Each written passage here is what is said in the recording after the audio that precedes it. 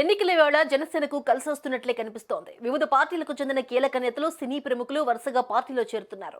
ఇప్పటికే కొందరు జనసేన కండువా కప్పుకోగా మరికొందరు చేరికకు ముహూర్తం ఖరారైంది. ఇటీవల వైసీపీకి రాజీనామా చేసిన నేతలు, అలాగే రాజకీయాలు వద్దని ఇంటికే పరిమితమైన నేతలంతా జనసేనలో యాక్టివ్ అవుతూ ఉన్నారు. మచిలీపట్నం ఎంపీ బాలశౌరి, కొంతకాలంగా రాజకీయాలకు దూరంగా ఉన్న మాజీ మంత్రులు ముద్రగడ పద్మనాభం, కొనతాల రామకృష్ణ వంటి సీనియర్ నేతలంతా జనసేన బాట పట్టారు. అలాగే ఎమ్మెల్సీ వంశీకృష్ణ యాదవ్ లాంటి నేతలు సైతం జనసేన జెండాకే జైకొట్టారు. ఉన్నట్టుండి జనసేన ఒక్కసారిగా భీకర ఫామ్ ని చూపించడంతో టీడీపీ కొంత ఆలోచనలో పడినట్లుగా కనిపిస్తోంది.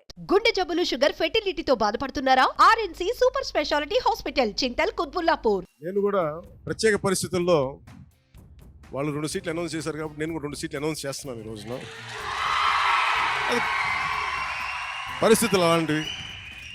సో నాకు కూడా ఒత్తిడి ఉంటుంది. అప్పుడు చంద్రబాబు గారికి కూడా ఒత్తిడి ఉంటుంది కదా, నాకు కూడా ఒత్తిడి ఉంటుంది కాబట్టి ఆ ఒత్తిడిని నేను కూడా తట్టుకోవడానికి రిపబ్లిక్ డే రోజున నాకు ఆర్ అక్షరం బాగుందనిపించింది. రిపబ్లిక్ డే RRR లాగా రిపబ్లిక్ డే రోజున రాజోలు రాజానగరం సీట్లు నేను అనౌన్స్ చేస్తాను. నిజానికి తెలుగుదేశం పార్టీతో పోల్చుకుంటే జనసేన పార్టీ చాలా చిన్న పార్టీగా చెప్పుకోవచ్చు. నిన్న మొన్నటి వరకు అభిమానులే తప్ప పార్టీని ముందుండి నడిపే నాయకులే జనసేనకు కరువయ్యారు.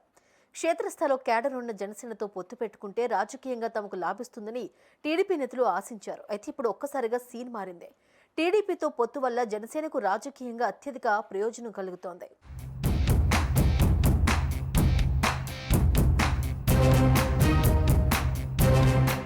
జనసేనలో చేరితే పొత్తులో భాగంగా తమకే టికెట్ లభిస్తుందన్న ధీమా ఆ నాయకుల్లో కనిపిస్తోంది. తాజాగా కొనతాల రామకృష్ణ జనసేనలో చేరుతూ ఉండడం వెనుక ఆయనకు అనకాపల్లి నుంచి ఎంపీ అభ్యర్థిగా బరిలో దింపడానికి పవన్ గ్రీన్ సిగ్నల్ ఇచ్చినట్టు ప్రచారం జరుగుతోంది. అలాగే ముద్రగడ పద్మనాభం ఆయన కుమారుడికి సీట్లు ఇచ్చేందుకు పవన్ ఓకే అన్నట్లు చెబుతున్నారు. జనసేనలో నాయకులు లేరని, సీట్లిచ్చి అభ్యర్థులను కూడా తామే పంపుతామని అనుకున్న టీడీపీకి ఈ పరిణామాలు షాకిస్తున్నాయి. జనసేన బలపడుతున్న తీరు చూస్తున్న కొందరు పవన్ లాంటి ప్రజా లీడర్ రాజకీయంగా బలపడితే తమకు ప్రమాదమే అన్న ఆందోళన కనబరుస్తూ ఉన్నారు.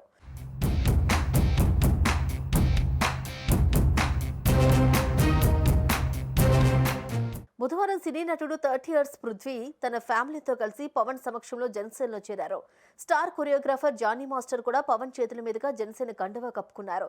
త్వరలోనే ఇద్దరు మాజీ మంత్రులు, వైసీపీకి చెందిన సిట్టింగ్ ఎంపీ జనసేన పార్టీలో చేరబోతున్నారు. ఈ నెల 27న మాజీ మంత్రి, మాజీ ఎంపీ కొనతాల రామకృష్ణ, 30న మాజీ మంత్రి, మాజీ ఎంపీ కాపు ఉద్యమ నేత ముద్రగడ పద్మనాభం, ఫిబ్రవరి 2న వల్లభనేని బాలశౌరి జనసేనలో చేరబోతున్నారు. వీరందరి చేరికతో జనసేన బలం పెరుగుతుందని విశ్లేషకులు భావిస్తున్నారు. నిజానికి పార్టీ పెట్టి 10 ఏళ్లైనా కీలక నేతల్ని పవన్ తన పార్టీలో చేర్చుకోలేదు. ఈ అంశంపై పవన్ పెద్దగా దృష్టి సారించలేదు. లేకుంటే పార్టీ పరిస్థితి మరోలా ఉండేదని రాజకీయ విశ్లేషకులు భావిస్తున్నారు.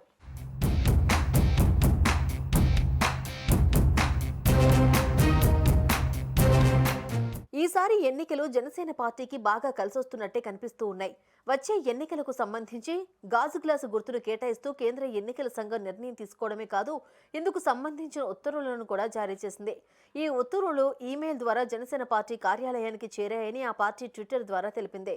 వచ్చే లోక్సభ ఎన్నికల్లో జనసేన పార్టీ అభ్యర్థులకు గాజు గ్లాసు గుర్తును కేటాయించాలని ఆంధ్రప్రదేశ్ ఎన్నికల సంఘానికి కేంద్ర ఎన్నికల సంఘం ఆదేశాలిచ్చింది. ఇది కూడా జనసేన పార్టీలో కొత్త ఉత్సాహాన్ని తెస్తోంది.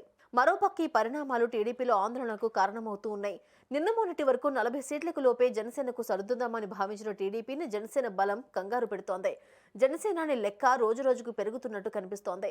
ఎన్నికలు సమీపిస్తున్న కొద్దీ తన బలగాన్ని కూడగట్టి మిత్రపక్షానికి సవాలుగా మారుతున్నారు జనసేనాని.